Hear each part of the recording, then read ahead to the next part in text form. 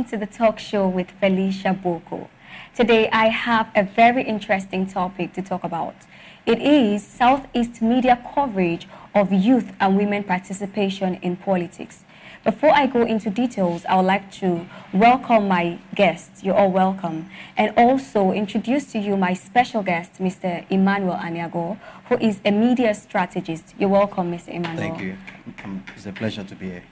You're welcome. Please, would love you to also maybe talk more about yourself to the audience. Okay, good day, everyone. My name is EMMANUEL ANIAGOH. I'm a media strategist, and I also consult for brand and for individuals. Thank you. Thank you very much. So, Mr. EMMANUEL, which media brand do you work with? Well, I work for Legacy Media. It's my establishment anyway. I also have a blogging site, okay, where I handle mostly every information across Nigeria, the globe, all around the world. Okay, that's nice, congrats. So in this media house, do you have a program that you talk about youth and women participation in politics? Yes. I'm glad you asked this question. Okay. I'm a youth myself. Okay. So I believe that in our world today, we have to use our opportunities rightly. And when I realized that our youth are disenfranchised in a country where we are majority, I decided to take a step myself. So I have a platform. Okay. I actually am a convener of Youth Aflame Nigeria. Wow. And this platform talks about youth involvement in all spheres, not just politics. Okay. Do you understand? Yes. And again, I also have a platform that I call the African Future Stars, okay, where I celebrate upcoming young ones or individuals who have skills and talent. So I project them, I push them. Okay. And that's what I do. Thank you. That's nice. So apart from having your own media brand, have you come across some other articles from other media houses that talk about youth and women participation in politics? Of course. As a proponent of youth involvement, I attend workshops, I attend seminars, and some media houses in Southeast here, I would say they are doing a very good job. Here in Anambra, where I base, I've on some occasion, ABS, for instance, are doing great, and because they've been able to get youths to come and then talk about youth's involvement. Do you understand me? And also we have some radio stations who also, for some time in their programs, they elaborate and also invite guests to speak extensively on youth involvement. So it's a plus for the media houses. That's nice, thank you. So in your opinion now, what problem do you think the youths and women are facing currently in the Nigerian politics? Okay, fine. A lot, but let me treat it separately. Okay, go ahead. Let me go with the youth first. Okay. Our youth, I must confess, we've gotten it all wrong at some point. We are right now chasing shadows. I would like to elaborate more. The not too young bill that was passed, we were excited. The youth, especially, we are happy. But age reduction, age itself is not an encumbrance to youth participation. It's never an encumbrance to youth involvement in Nigerian politics. Go and check it. Do you understand me? So our problem as youth has nothing to do with age. I might be 30 years and decide to run for State House of Assembly. Do you understand me? Yes. So the age is not the issue. The issue here is our mentality, our mindset. Our mindset, there was a time I pushed that the restructuring we are all talking about should start from the youth. We must restructure our minds. Do you understand me? And one of the major problems we face as youths is our inability, I call it, there is lack of political awareness among the youth. you know, it is not about youth knowing the president's name, know that we have a president who is Muhammad Buhari, or that the vice president is Osibanjo. No. We must, it's very difficult to see you to study history. You know, these are the awareness we need to get back to. We need to know how we got independence, what led to it, who fought for it. Do you understand? Our pre-colonial masters, we need to understudy them. These are the awareness youth need to imbibe. And again, I want to say this. You see, in politics, politics is an enterprise. Do you understand me? There is no politics to play that doesn't involve money. Of course. And sometimes when I see you talk about having a platform where they come together and then push, I say, wow, it's a good idea, but you need money. Of recent, the primaries that we are held across the country, we all know, you know, what it takes, the cost of a ticket itself, running into millions. And now you tell a youth to get that from where? To go and steal. And that is why we keep having bad leadership.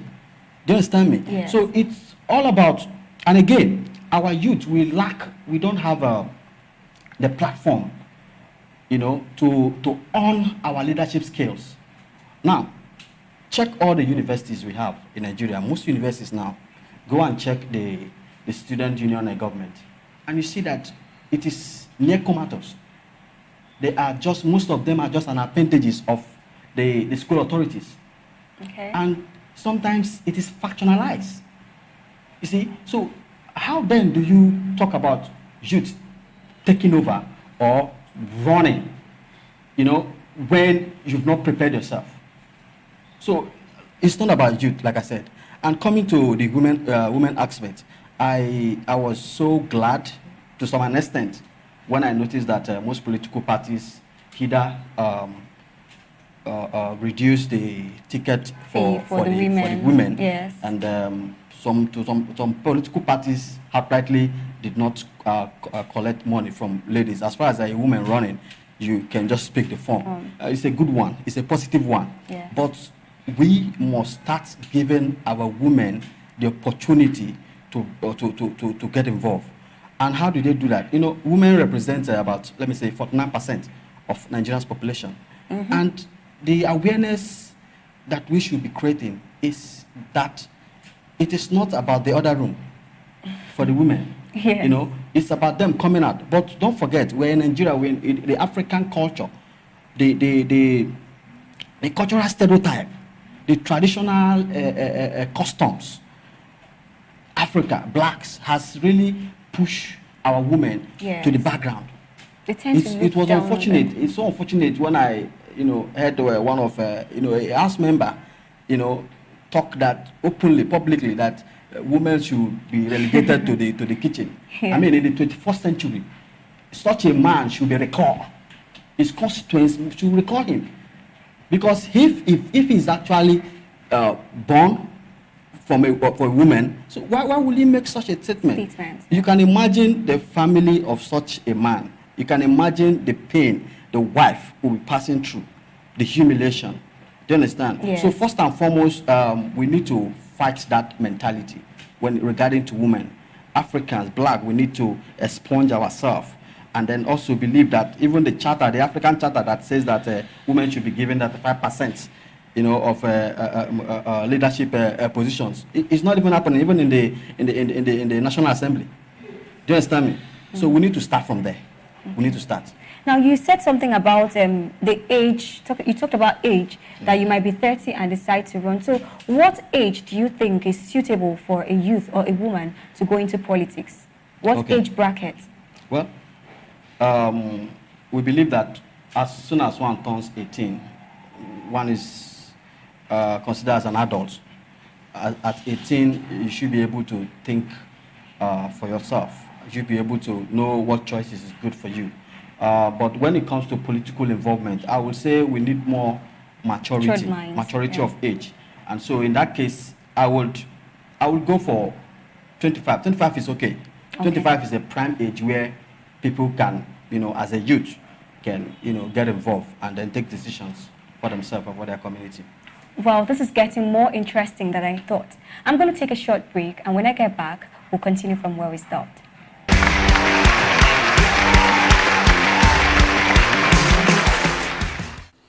to Talk Show with Felicia Boco, and we are here at the Anambra State Government House to get the views of people and what they think about women and youth participation in politics. So don't go anywhere, stay with us.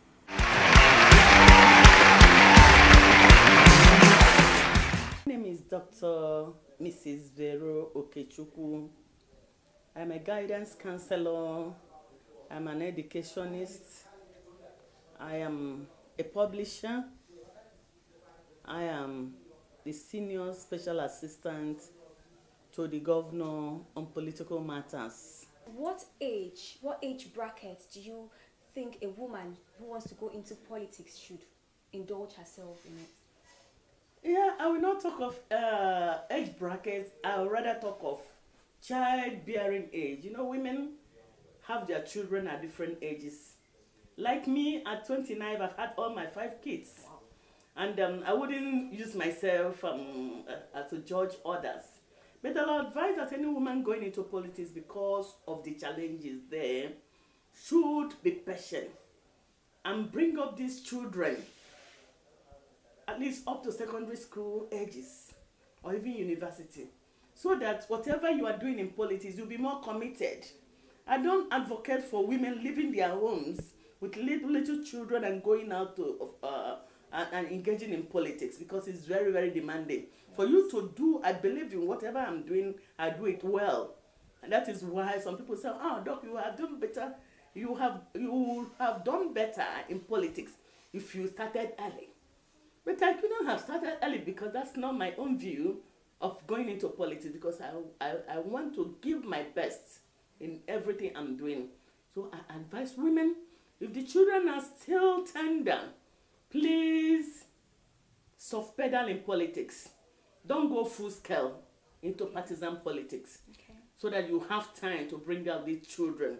We say the major challenges women face in politics is the challenge accruing from the culture and tradition of our people. Politics is viewed as an exclusive area for men, and I would say that in men, the undertone is still, you are a woman. Your place is directly or indirectly in the kitchen and in the other room.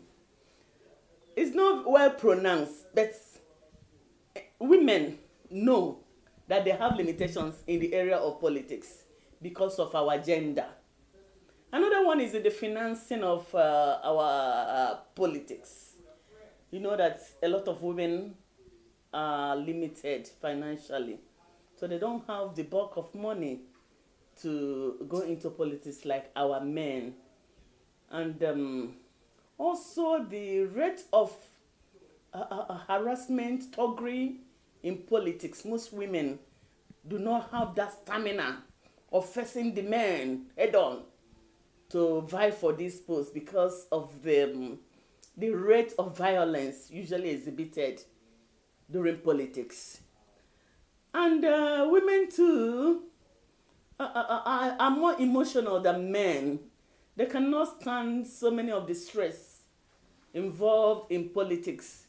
I would say it's a high-risk area, and that any woman that comes into politics is being viewed as being, wow, strong, emotionally stable, and the backing of the husband and the mother side, you know, the father side and the husband side must be there for her to go into politics and become stable in her marriage.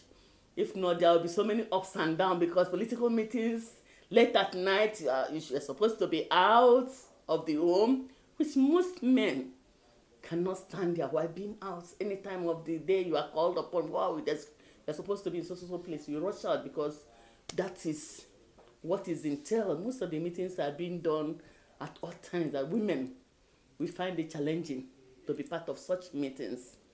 And then also a lot of cutting corners are involved. Most women will tell you, no, I cannot do this one, because their emotion does not suit so many areas that the men can risk, you know, going. The woman will always be feminine, whether you like it or not. You a woman, there's a level you cannot take emotionally. You feel, because that motherhood is in you. The feminine nature is natural in you. And there are a lot of risk. There are a lot of agreements that are reached in politics, which a woman will tell you, no, please, I don't think I can do this. But a man will take it because they have the large heart to accommodate it. So I will say that women have a lot of challenges. They have a lot of challenges. But recently, I would say that the number is improving, but there's still a large gap between the male and the female gender in politics. Thank you.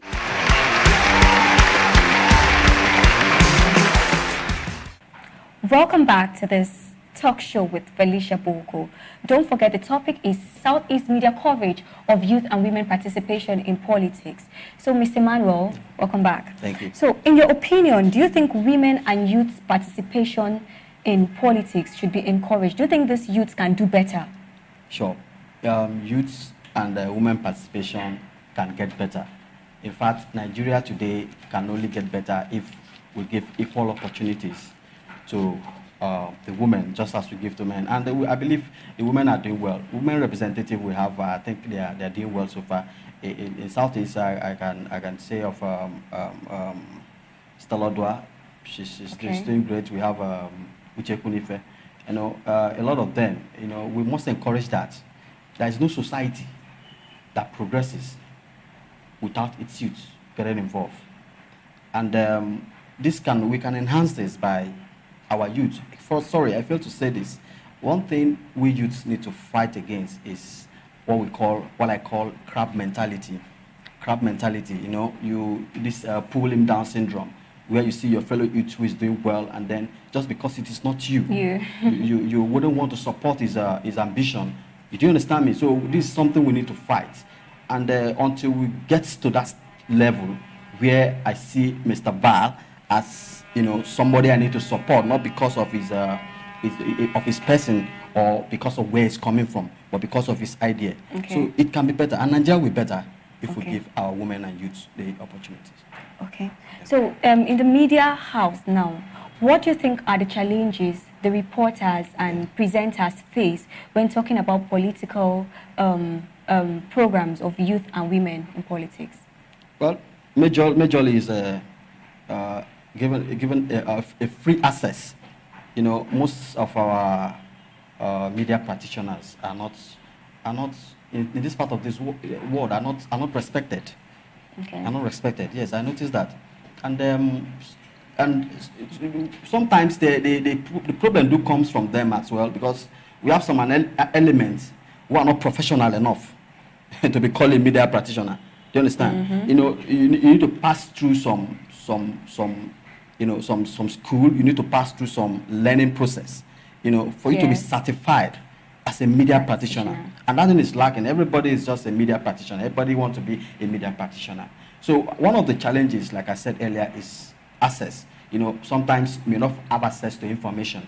You know, you are a media practitioner, you meet an individual, or you go to a ministry, and then you identify yourself, but yet they will not give you audience or access. So that is one challenge. Okay. And then the government need to also give the media body, you know, the body itself, give them attention, and also provide for, you know, give them the enabling environment to function. You know, the information bill has not been well handled, and I'm sorry to say this, there is no freedom of information in our country yet. There's none. So you're trying to say that some media presenters or reporters try to hold back some information so that they don't tend to annoy someone? Sure. Okay. Sure. Okay. Yeah. Okay. So what do you think are the major causes of women not going into politics? Because we find out that, okay, there's a platform for these women to go into politics, but so many of them are not going. So what do you think is the major problem? The major problem is the kind of politics we play in Nigeria. That's the major problem. You don't expect a woman, because imagine when you make politics a do or die affair, and then you expect a woman to get involved, or probably at the campaign ground there is chaos, and sometimes women are victims of poor representation. Like, people misunderstand them. There is this warped opinion that when a woman is in politics, she is considered as a dirty person, or probably the family where she comes from might be in disarray as a result of that. Because at some point in time, she needs to take some decisions, and there are hard decisions you need to make when you are in politics. It might be one that is detrimental to your responsibility as a family woman. So these are major challenges. But until we correct that, just look at the political structures. You get, for instance, a political party where you see that almost 95% of the officers that forms a political party are all men. No space for the women. Probably they will not get women leader, which is naturally exclusive for the women. So this is what we need to imbibe, and I've suggested that our political party must be restructured. There should be means whereby women, at least, you have 35% of political parties and structures. Okay, so another question is, do you think religion can hinder a woman from going into politics? Yes. Religion is an opium for society, and here in Nigeria, it tops. Religion has divided us even more than politics.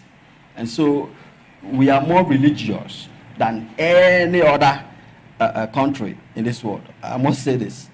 So religion plays a role, and religion hinders woman participation. So there are lots of things we need to fight, and we need to start from there. Okay. Yes. Thank you very much, Mr. Emmanuel. I'm going to take another break, and when I get back, I'll give my audience a chance to see one or two things to support his motion.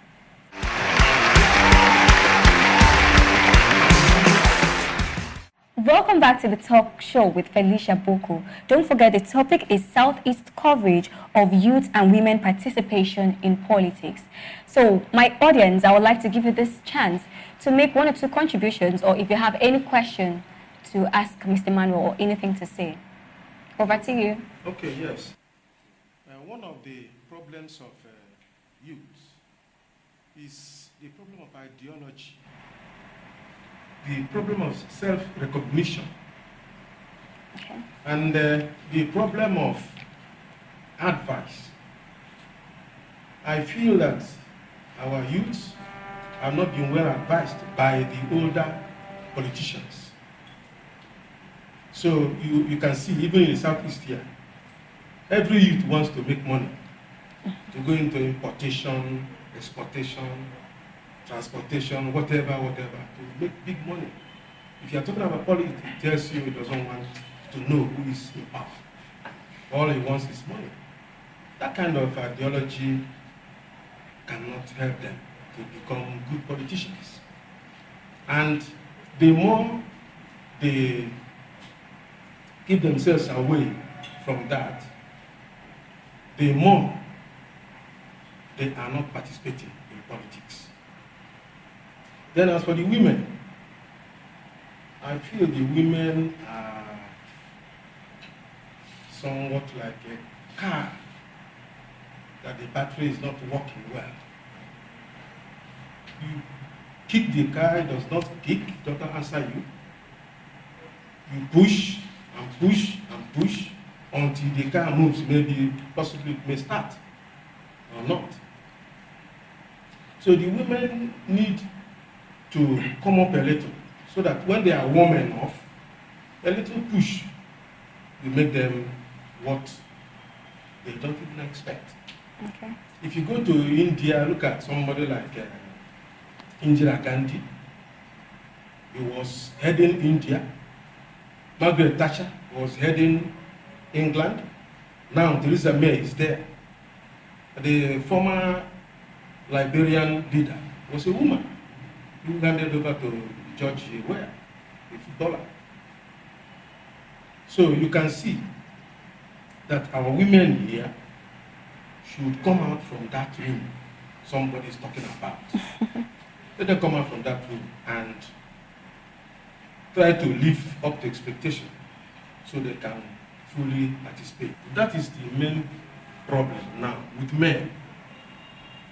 They will not allow that because they feel that women are in that room. That somebody from that room cannot come and take over. Yes, Adibe Stephen. I first of all want to thank Mr. Emmanuel and Mr. Chike who have spoken. But the area I want to take it is the way we are looking at the youth has been the problem.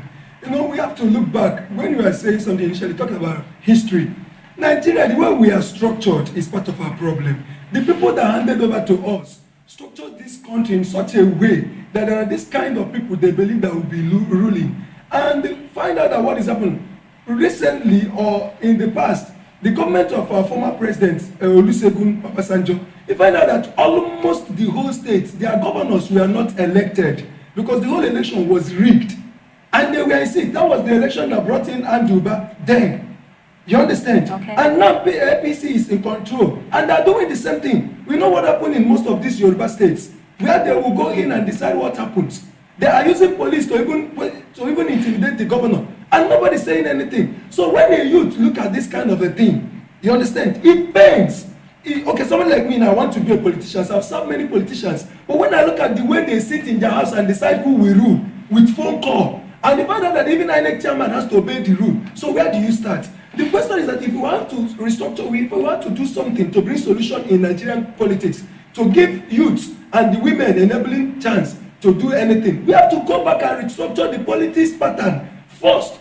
Once it is in the hand of these old men that are greedy, they cannot allow anybody to do it. And finally, I want to say this: everybody should see politics as a calling, not a means of livelihood. I just want to state from what our young man here talked about restructuring our political ideology, and that is, let me say, our constituency. Let me put it that way.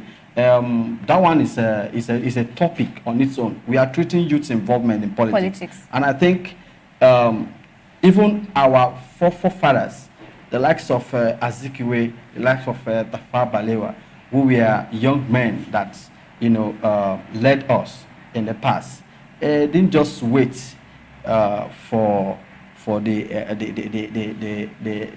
enabling environment before they take over. It's all about integrity. Check all these men; they have integrity when they were young. It's hard for you to see a young man that has integrity intact.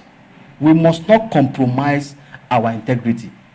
You see, if we have youths who build, and let me say this, in this coming election, presidential election, it is not only Buhari and Atiku that is vying. Go and check. You hardly see our youth promoting young presidential aspirants. We have lots of them. We have Moyalo. We have this Jota. No, how many? Ask yourself, how many of these young aspirants have we promoted? Have we, talked about that they are good and qualified to rule this country? But you see, we are the same youth that will still promote Buhari and Atiku. Why? Because of what we stand to get.